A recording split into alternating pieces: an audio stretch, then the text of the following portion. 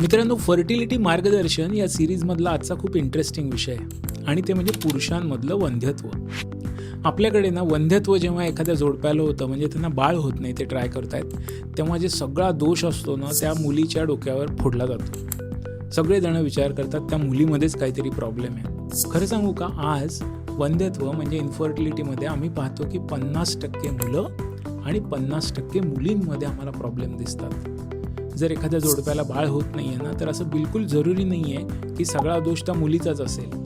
कित्येक केसेसमध्ये पुरुषांमध्ये सुद्धा प्रॉब्लेम होतात. आणि पहिलं काम काय करा ना, तर हा दोष जो शब्द आहे ना तो डिलीट करून टाका डिक्शनरीमधून. अहो, दोष वगैरे काही नसतो, प्रॉब्लेम्स असतात, मेडिकल प्रॉब्लेम असतात. कुणाला डायबिटीज असतो, कुणाला हायपरटेन्शन असतं, तसंच कुणाला तरी इन्फर्टिलिटीसुद्धा असते. पण आता ही इन्फर्टिलिटी व्यवस्थित ट्रीट करता येते, मग ती पुरुषांमध्ये असो वा स्त्रियांमध्ये असो. उगाच घाबरण्याचं कारण नाही आहे.